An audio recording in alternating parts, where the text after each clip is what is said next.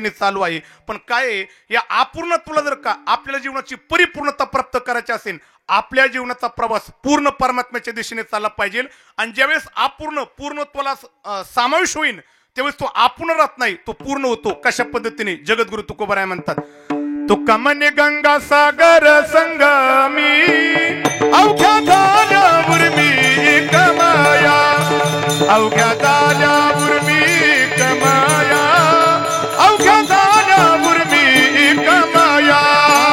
तुका म्हणे गंगा सागर संगमी अवघ्या झाल्यावर मी कमाया, अवघ्या झाल्यावर मी कमाया, अवघ्या झाल्यावर मी कमाया।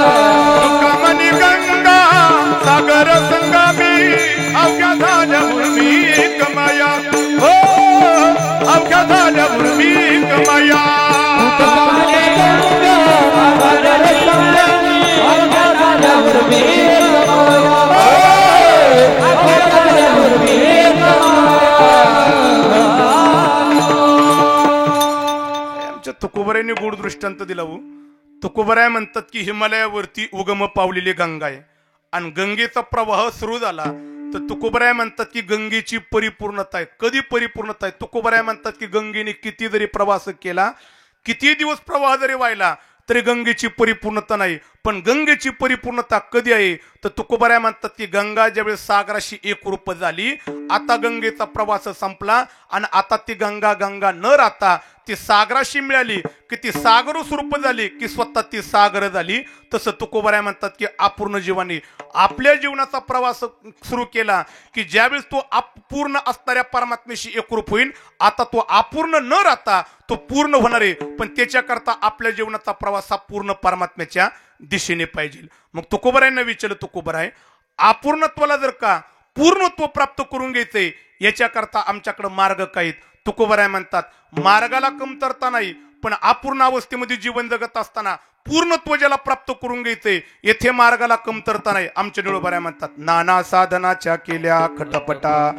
निळोबाराय म्हणतात इतर साधनाच्या पाठीमागे धावलात त्या साधना खटपटत आहेत, पण आमच्या ज्ञानोबरायांनी तर मात्र काही साधनाचा धिक्कार करताना माऊली म्हणतात की योग याग विधी येणे नो ही सिद्धी, योग याग विधी येणे नो ही सिद्धी, योग याग विधी येणे नो ही सिद्धी, योग याग विधी येणे नो ही सिद्धी, योग याग विधी येणे नो ही सिद्धी, योग याग विधी येणे नो ही सिद्धी, योग याग विधी येणे नो ही सिद्धी, योग याग विधी येणे नो ही सिद्धी। मायाची उपाधी दंभ धर्म, मायाची उपाधी दंभ धर्म, मायाची उपाधी दंभ धर्म, हरी मुखे मना, हरी मुखे मना, हरी मुखे मना, हरी मुखे मना। मायाची उपाधी दंभ धर्म, मायाची उपाधी दंभ धर्म, मायाची उपाधी दंभ धर्म, हरी मुखे मना, हरी मुखे मना, हरी मुखे मना, हरी मुखे मना। आमचे ज्ञानोबाराय म्हणतात अपूर्णत्वाला जर का पूर्णत्व प्राप्त करून घेते येथे साधनाला कमतरता नाही, पण इतर साधनाच्या पाठीमागे धावूच नका। त्यातले त्यात माऊली म्हणतात योग याग विधी या साधनाच्या पाठीमागे धावू नका, भलं तुम्हाला त्या साधनाने पूर्ण परमात्मा प्राप्त होईल, पण महाराज म्हणतात की त्या साधनाच्या पाठीमागे धावत असताना साधनाच्या ठिकाणी कठीणता आहे। का कठीणता आहे? नुसतं कठीणताच नाही, माऊली म्हणतात की त्या मार्गाने गेला तर एक आडवा येतोय, काय दंभ आडवा येतोय। आणि काय माहिती का, परमार्थ असो नाही तर संसार असो, जेथे परमार्थामध्ये संसारमध्ये माणसाकडे दंभ आला, अहंकार आला की किती उंचित जीवन असून द्या ते जीवन त्याचा अधोगतीला गेल्याशिवाय राहत नाही। पण माणसाकडे दंभ नसावा। पण माऊली म्हणतात की तो दंभ काय करतो, अहंकार काय करतो। एक ज्ञानोबारायांनी अहंकाराबद्दल बोलत असताना ज्ञानेश्वरीमध्ये भरपूर वर्णन केले, पण एक ओळी मला फार आवडते, त्या अहंकाराचं वर्णन करत असताना माऊली स्वतः म्हणतात की नबल अहंकाराची गोठी विशेष न लागे, अज्ञानाची पाठी सज्जनाचे कंठी नाना संकटी नाचवी. ज्ञानोबरांनी गुढ दृष्टांत दिलं होतं त्याच्या खाली. सचिन दादा माऊली म्हणतात की काय झालं, एक 3 दिवसाचं उपोषी मांजर सोडलं. ऐका ऐका ऐका, 3 दिवसाचं उपोषी मांजर सोडलं. ऐका ऐका. आणि त्या मांजराच्या पुढे 2 उंदरं टाकली. बारकाने ऐका, एक मेलेलं उंदीर आणि एक जिवंत उंदीर. मला तुमच्याकडून चांगल्या उत्तराची अपेक्षा आहे. त्या उपोषी मांजराच्या पुढे 2 उंदर आहेत, एक मेलेला आणि एक जिवंत. मला उत्तर द्या, मांजर मेलेल्या उंदराच्या पाठीमागे जाऊन का जिवंत? कारण त्याला माहिती मेलेला आपलंच गिरायक, हे कुठं जाणार, जिवंत मात्र माझ्या पुढे पडणार आहे. माऊली म्हणतात की ते जिवंत असणाऱ्या उंदराच्या पाठीमाग मांजर धावतं. तसं खऱ्या अर्थाने अहंकार रूपी मांजर आहे आणि त्या मांजराच्या पुढे 2 उंदर आहेत. एक जीवरूपी आहे, खऱ्या अर्थाने जीवातील 2 आहेत, एक ज्ञानी आहे आणि एक सांसारिक आहे. पण माऊली म्हणतात की तो मांजरूपी अहंकार आहे ना, कधी जीवरूपी उंदराच्या पाठीमाग धावत नाही. मग कुणाच्या पाठीमाग धावतो? जो ज्ञानी आहे त्याच्या पाठीमाग. का? कारण माऊली म्हणतात की त्या खऱ्या अर्थाने अहंकाराला माहिती हा जीव माझ्याच अंगावरती येणार आहे. पण ज्याला ज्ञानी म्हटलं जातं, ज्याला तत्ववेत्ता म्हटलं जातं, ज्याला ब्रह्मवेत्ता म्हटलं जातं, हा मात्र माझ्या पुढे पळणार आहे. पण एकदा का तो ज्ञानी असणारा तत्ववेत्ता ब्रह्मवेत्ता असन अहंकाराच्या तावडीत सापडला की तेवढ्या तत्ववेत्त्याचं जीवन अधोगतीला गेल्याशिवाय राहत नाही. ही अहंकाराची ताकद आहे. विढाला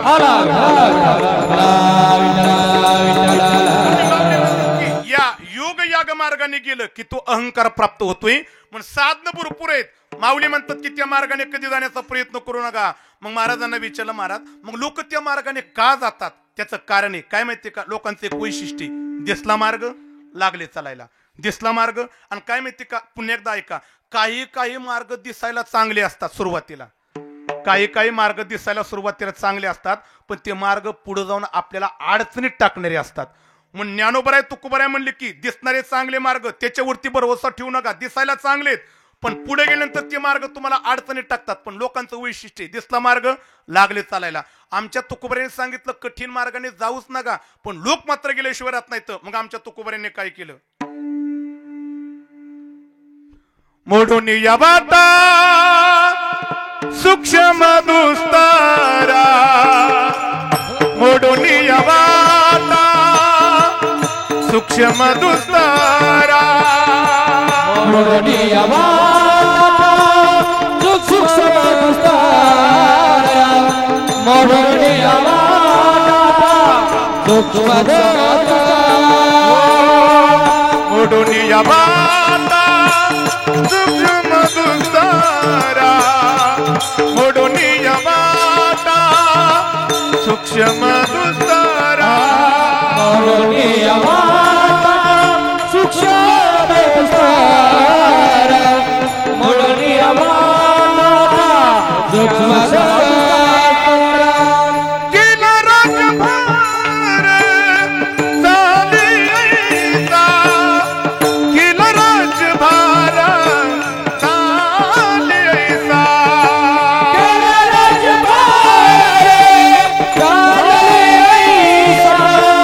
केला राजभार चालीचा, केला राजभार चालीचा, केला राजभार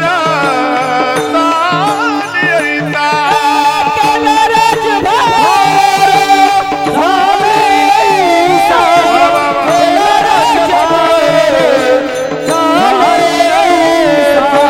मोडूनिया वाटा सूक्ष्म दुस्तारा, मोडूनिया वाटा सूक्ष्म दुस्तारा, मोडूनिया वाटा सूक्ष्म दुस्तारा, मोडूनिया वाटा सूक्ष्म दुस्तारा. मोडून या वाटा सूक्ष्म दुस्तारा, मोडून या वाटा सूक्ष्म दुस्तारा, मोडून या वाटा मोडून या वाटा सूक्ष्म दुस्तारा. जगद्गुरु तुकोबऱ्यांनी विचार केला, लोकांना मार्ग दिसतात, कठीण मार्ग आहे का सोपा मार्ग आहे, चांगला मार्ग आहे का वाईट मार्ग आहे, याची निवड करण्याची क्षमता सामान्य लोकांच्या ठिकाणी नाही. काही लोकांना कठीण मार्ग आहे पण सुरुवातीला सोपा दिसतो म्हणून लोक मार्गाने जाण्याचा प्रयत्न करतात. मग तुकोबऱ्यांनी विचार केला, या मार्गाने लोक गेलीच नाही पाहिजे, याकरता आमच्या तुकोबऱ्यांनी त्या मार्गाचा बिमोड करून टाकला आणि एकच मार्ग तुमच्या माझ्या पुढे दाखवला. त्या मार्गाला म्हणावा भक्ती मार्ग. विठाला विठाला.